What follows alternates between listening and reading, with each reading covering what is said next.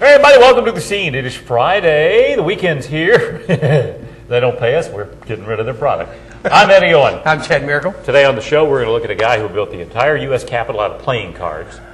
We're going to review what's coming up over the next month or so. We got a really good story in the opening block here. We do. I'm excited. Something that happened with something I care about with some friends of mine. So we'll talk about that in a minute. Hey, listen, this is kind of late notice, but I just got this afternoon. If you have a kid interested in football, ages 8 to 16, Vince Young is having a football camp tomorrow in Nashville. He does that every year. He does, but it's kind of, I don't know why they just sent out the press release on it this morning. You may have had it earlier, but no, I didn't. We I didn't just hear got about it until today. Well, it's open to the first 300 people who register. It's $75, but it's for a good cause, and you can register on the web at 10vinceyoung.com. The number 10vinceyoung.com, and it's going to be 8:30 in the morning, and I don't think it says on here where it is, but if you go to 10vinceyoung.com, I'm sure they have that there. They'll tell you. Yep. And one other quick thing for the ladies, Liz Claiborne, which is a big thing for women, are closing all of their Liz Claiborne outlets in the U.S. So all 87 of them. Well, it's not really the way it sounds. They're actually going to start marketing through JCPenney. Right. So but still, there are going to be no more Liz Claiborne outlets, which I have spent many an hour waiting in. I bet you have. So My wife shops online for that stuff. does she? Yeah. Okay. All right. You got anything? I got just a couple of things. They got a Let's Drive Out Diabetes Golf Scramble coming up the Western Hills Golf Course August 7th. Mm-hmm. You can sign up for that. It's $260. While you're talking, why don't I go and turn our timer around so we can see what time it is. There's an admission for $260 for a 4-person team. You can register at, it says here, so I know I read it, and it says here on somewhere, well, you can call 886-9184 to register, and there is prizes for first, second, and third, and all that good stuff, so you want to check that out and have a golf scramble with you. Now we can see what time it is, how much time we have left.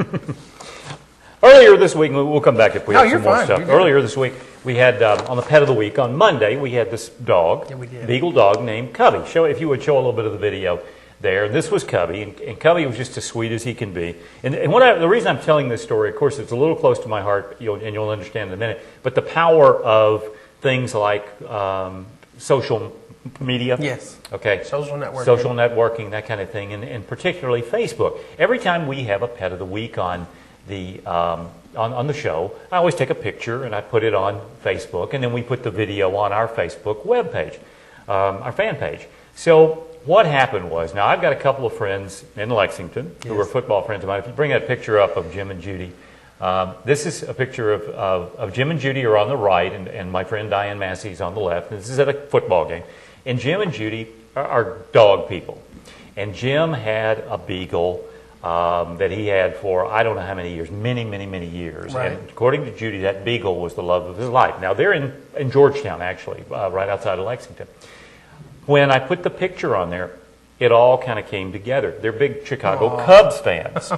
And here's a beagle named Cubby. Now, they've been reluctant to adopt another beagle. Right. Okay. But all their friends started going, you need to adopt this dog, you need to adopt this dog. And so then they're looking at it. They got on the phone with Jill Deere. This morning, Jim came down. Let's show that next picture if you would.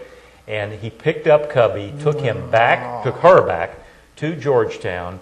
And now there's Cubby at the Wade home, up there in her new home, and I just think it's the sweetest story, and I think everybody was all excited, and I know the people over at the Humane Society were all emotional about it today. Of course. I even hear Jim was a little emotional. Yeah. I'm getting emotional, and because I'm the dog's uncle. Right. Since I helped instigate this, I'm now the crazy uncle. There's another word for that, but I'm not going to say it on air. But I think it's cool. I mean, we joke about the things we do with network media, and people think, well, there's no real value to it. But, here's something where it really worked. Yeah, I agree. It's funny because people from all over were telling them, you need to get this dog because of the Cubs and because of the Beagle and because it was so cute, and it was just time. And they did. And it came all the way from Georgetown down to Hoptown just to pick up. That's awesome. It is cool. And the Humane Society has more animals. Right. And speaking of kind of going a little bit different tangent, we have an extreme heat advisory here from the emergency management folks. And this is going to be at least through tomorrow. And you should, I'll just give you the basics. I mean, you pretty much know this. Stay indoors as much as possible. Limit your exposure to the sun. Stay on the lowest floor out of the sunshine if you don't have air conditioning. Lowest floor because heat rises. Try to spend the warmest part of the day in public buildings where they do have air conditioning. Libraries, schools, movie theaters, shopping malls, and stuff like that. I'm going to be outside working in the yard. I mean, heat doesn't bother me. It really doesn't. Humidity doesn't bother me. You don't really have any idea what true heat is until you're in Las Vegas and Death Valley in the middle of July, and you're on the sand dunes. I went to a wedding in Las Vegas hot. in either late June or early July. That's and hot. You are absolutely right. I mean, it's like 115. Yeah, easy.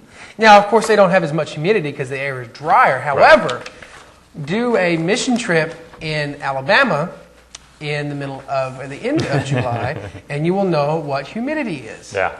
So what we have here is nothing. Now, once it reaches 115 degrees, Yeah, 100% humidity, I am staying indoors, but not until then. Hey, coming up August 15th, just putting the bug in your ear, we're going to do a little telethon on a Sunday afternoon for Habitat for Humanity. We are. We're looking forward to that. It's going to be a lot of fun, a lot of entertainment, good news and good information, and your chance to help maybe get involved. Obviously, a Habitat. live telethon. Most people. Yeah. You shouldn't have to say that a telethon's going to be live, but it will be live. So. And the day before that, Saturday the 14th, we'll be telling you more about this. The Gleamamar Center is having their back-to-school bash, which is open to everyone. It's going to be on the lawn out there. I think it's like 4 to 10 p.m., and they're having area bands. We'll tell you about some of those later on. It is free, and it's kind of, I think, maybe geared toward the younger crowd. Definitely. Which means I won't be there.